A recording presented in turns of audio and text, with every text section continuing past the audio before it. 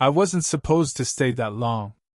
But then she opened the door, and everything else stopped mattering.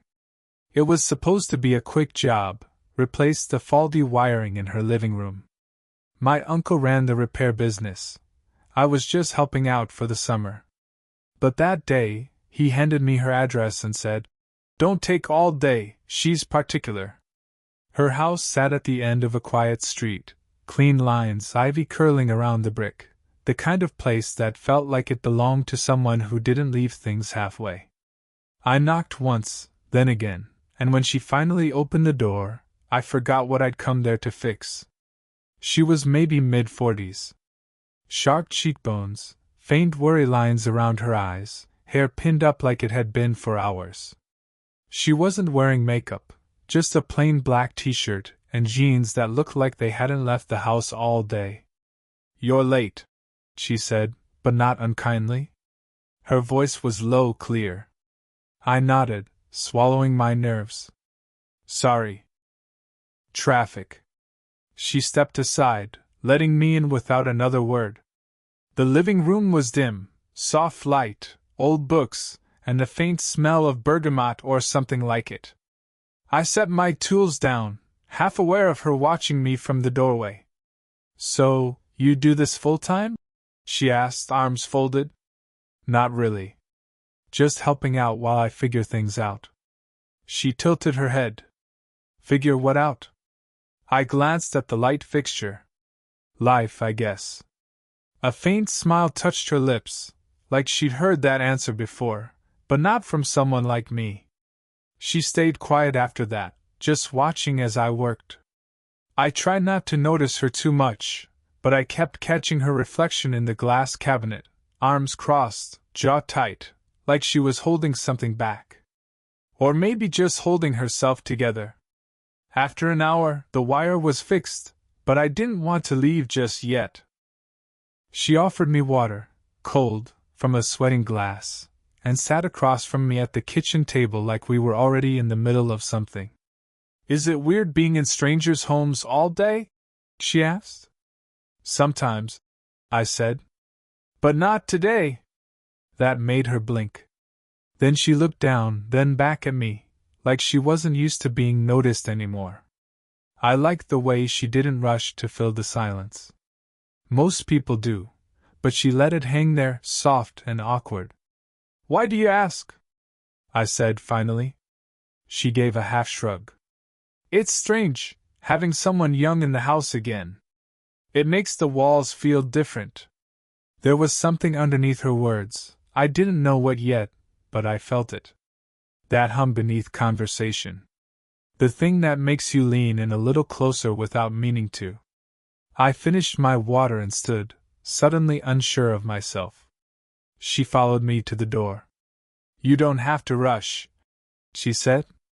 "Unless you've got somewhere better to be." I turned back. She was standing close now, arms still folded, but her eyes softer than before. Her lip trembled slightly, like she was going to say something and decided against it. I didn't move. I didn't speak. Neither did she.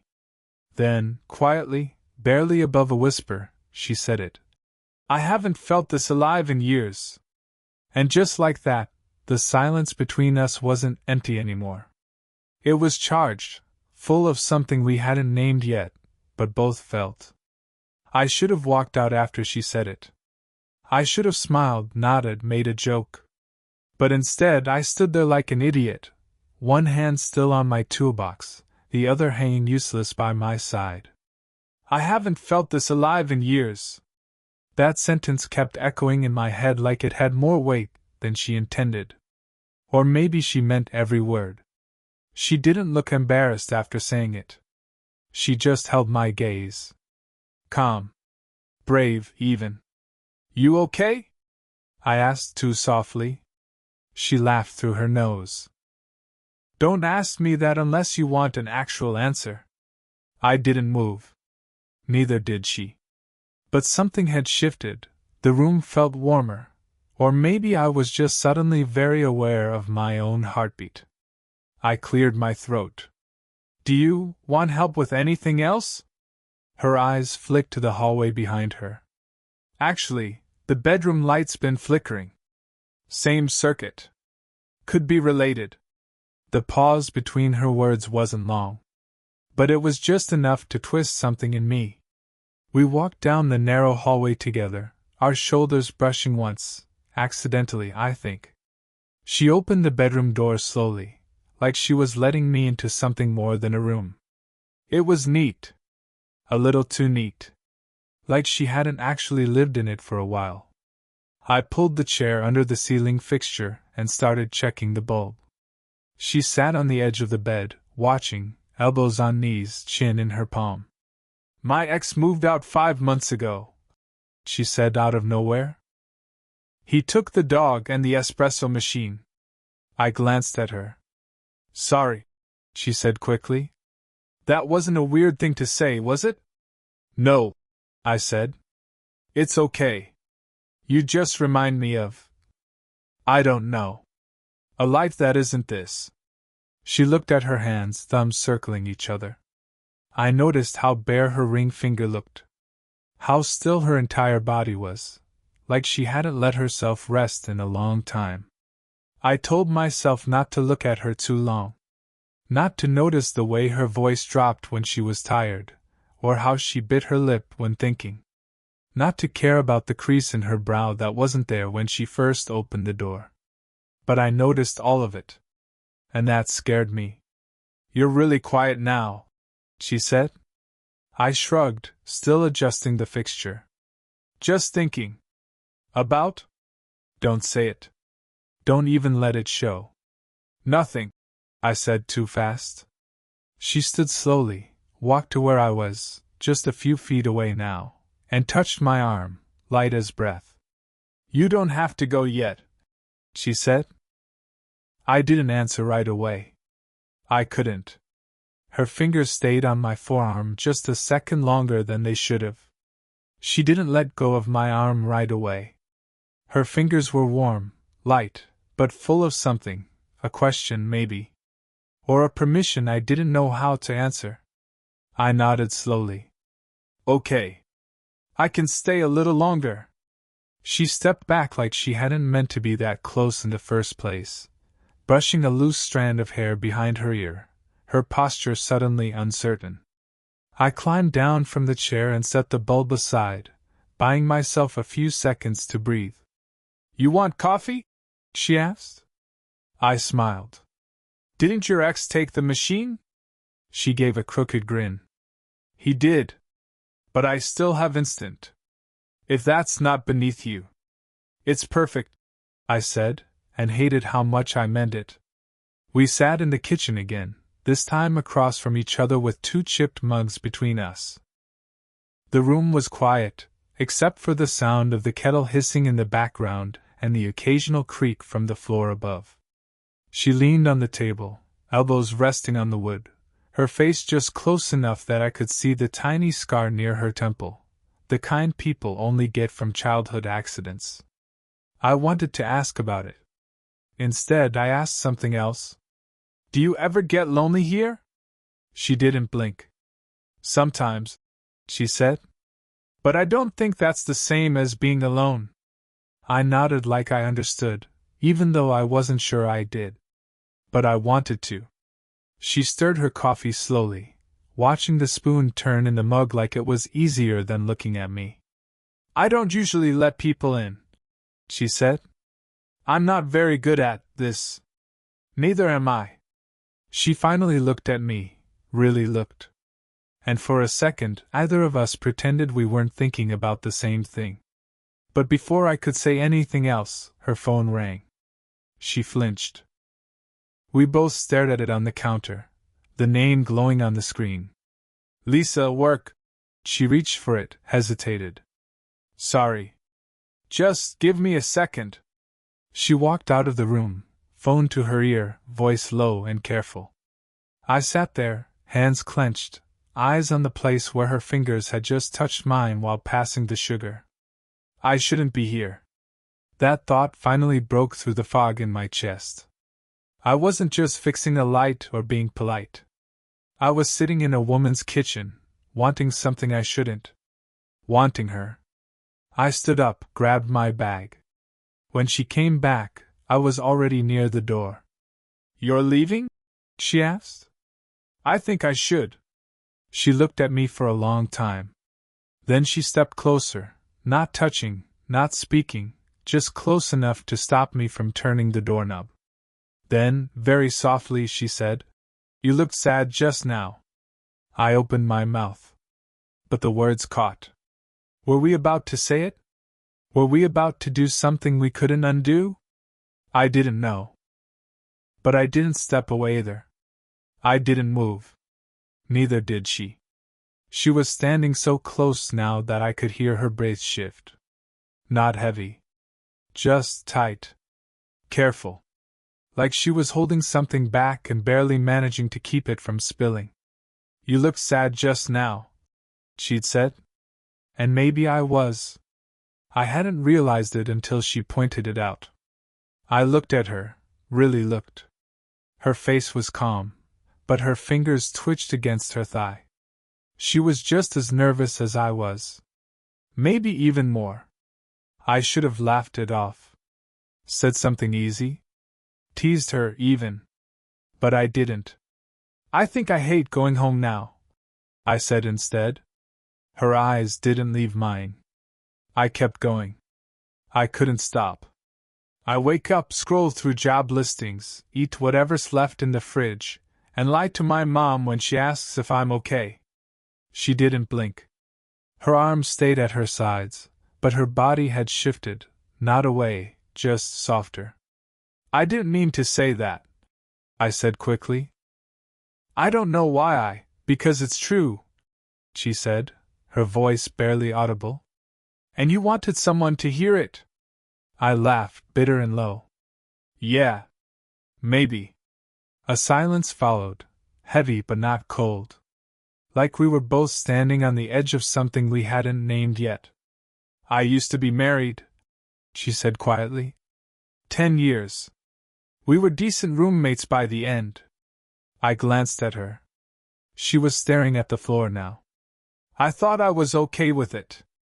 I thought not feeling anything was safer." She looked up at me again. And something in her eyes, regret maybe, hit me straight in the chest. "And then you showed up," she said. I opened my mouth. Nothing came out. My pulse hammered in my throat. She smiled, but it wasn't the warm kind. It was sad, like she knew she shouldn't have said that, but didn't regret saying it. "Maybe this is wrong," I said, trying to mean it. She stepped closer. Her voice dropped. "Then why does it feel like the only thing that's real?" I couldn't answer. She reached up slowly, like she was about to touch my face, but stopped short. Her fingers hovered just a breath away from my skin. We were past the point of pretending this was nothing. I could feel it, the shift, the weight of what we weren't saying anymore. She dropped her hand. Stepped back half an inch. "I should let you go," she whispered. I swallowed. "Do you want me to?" Her silence said more than a yes or no ever could. We stood there, a space between us that felt like it could either disappear or explode. Then she asked it. One question. Just above a whisper. "What happens if you don't? What happens if you don't?" Her question hung between us, as fragile as it was dangerous. I didn't answer. I didn't know how. I just stared at her, trying to make sense of the heat in my chest and the sudden quiet in the rest of the world. And then a knock. Sharp. At the front door. We both froze. She blinked like waking from a trance. "Ignore it," she said too quickly. Another knock. Louder this time. "No," she muttered, turning toward the hallway. "I know who that is." She walked off. I followed, unsure if I should be there, if I still was there. She opened the door only halfway. A tall woman stood outside, dressed in business clothes, holding a thin folder. Her hair was slicked back tight. Her voice matched. Your assistant said you weren't picking up. I told you I was taking the day. Well, the woman said, her eyes flicking past her and landing on me.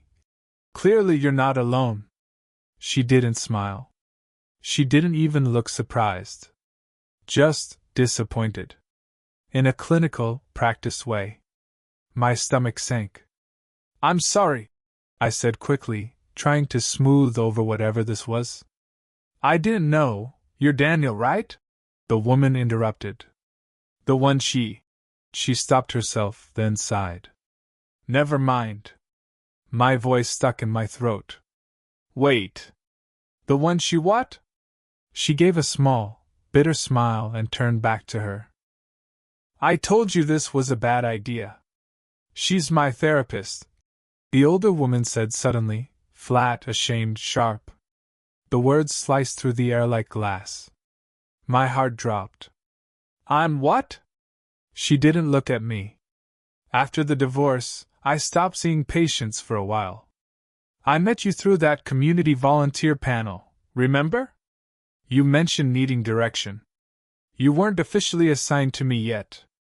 I never thought you'd show up. She finally turned her eyes toward mine. And then you did. That day. And I let it get messy.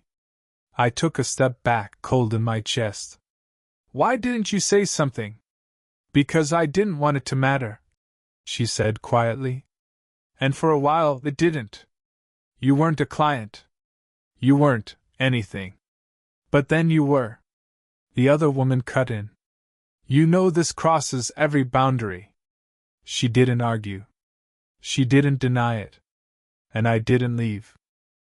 Because underneath the shock, the twist, the unspoken betrayal, I could still feel how she looked at me when I spoke without pretending.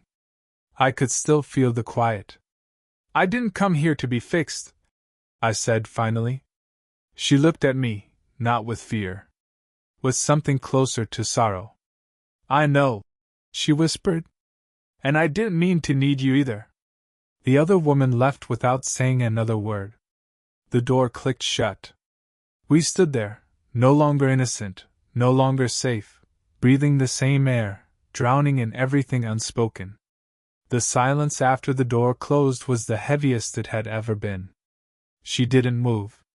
Neither did I. I could still feel the echo of that woman's voice, clinical, cold, like everything between us had been stripped down to something wrong, something pitiful. You should probably go, she said, but her voice didn't match the words. It cracked halfway through. I don't want to, I said. She looked up. Her eyes were red around the edges, but she wasn't crying. You don't get it, she said. This, whatever this is, it breaks something in me I thought I'd buried. She walked to the kitchen slowly, pulled out the same chipped mug, filled it with water, and set it on the counter without drinking. I've spent years building boundaries just to survive, she said. Then you came in, not even meaning to, and suddenly I feel like someone again. Not someone's ex. Not someone's therapist. Just someone. Her back was to me, and still I could see how tired she was. Not physically. The kind of tired you carry in your chest, the kind that makes you afraid to want things. I took a slow step forward. I didn't come here looking for you, I said. I didn't even know what I was looking for. I just know I felt more seen in your living room than I ever did in my own bedroom. She turned around. Even now? She asked. After what you heard? I didn't blink. Especially now. She let out a breath, not a sigh. It was something deeper. A surrender. I'm not healed, she said. I'm not ready. I don't even know if I know how to do this without messing it up. Neither do I. We stood there again, across the space we kept crossing and retreating from. Then I stepped closer. Slow. Careful. Like I wasn't sure if this was goodbye or the start of something real. I don't need perfect, I said. I need honest. Her hands were trembling when she reached for mine, not dramatically, just enough that I felt it when our fingers touched. "You're young," she whispered, almost apologetically. "And you're scared," I said. "We both are." She looked down at our hands, then up at me again. "But I haven't felt this alive in years," she said. I smiled softly. "I know. You said that." She bit her lip again, like she wanted to laugh but didn't trust herself to. And then, without anything else said, she leaned in. Not fast. Not desperate. Just real. Her forehead touched mine, not quite a kiss, not quite a goodbye. A pause. A promise. A choice neither of us said out loud, but both of us made. It didn't happen all at once. There was no sweeping kiss. No music swelling in the background. Just two people in a kitchen, fingers still barely touching, either fully sure what came next, but not pulling away. I stayed a little longer that day. We didn't talk much after the moment we shared, but the silence was different now. Less hesitant. Less afraid. Like we'd finally stopped trying to run from the weight of whatever we were building. She made us scrambled eggs, badly. I didn't say anything. I ate every bite. The next week, I came back. Not as a repair guy. Just as someone who wanted to sit across from her again. We never called it anything. Not a relationship. Not an arrangement. We just kept showing up. A few hours at a time. A cup of coffee. A long walk when it rained. I think we were both afraid to speak it into something too fragile, too defined. But over time, the fear softened. She let me in, piece by piece, not all at once. Stories about her mother. A box of old letters she hadn't looked at in years. Her garden. Her grief. And I gave her things too, my half-finished ideas, my panic attacks, the shame I never admitted to anyone. One night, months later, I found the broken fixture I'd originally come to fix, tucked in the back of her closet. She never threw it out. "I don't know why I kept it," she said. "I do." We both smiled then, the kind of smile that carries history. Was it messy? Yeah. At times, painfully so. There were nights I left angry. Mornings she didn't return my calls. Days we sat across from each other, too tired to talk. But it was real. And sometimes, real is better than perfect. What changed? Everything. She stopped apologizing for wanting more. I stopped pretending I didn't. We still don't fit the mold. Strangers stare sometimes. Friends don't always get it. But we do. That's enough. She told me once, in the quiet space between waking and sleep, "I thought I was past being someone's beginning." I kissed her shoulder and whispered, "You're mine." And that was true. Still is. Did you enjoy the story? What part hit you the hardest? The silence, the moment at the door, the twist? What kind of stories would you like to hear next? More slow-burn romances? Stories about the one that got away? Or love found in the most unexpected places? Let me know in the comments. Your voice shapes where I write next. Thanks for listening and feeling.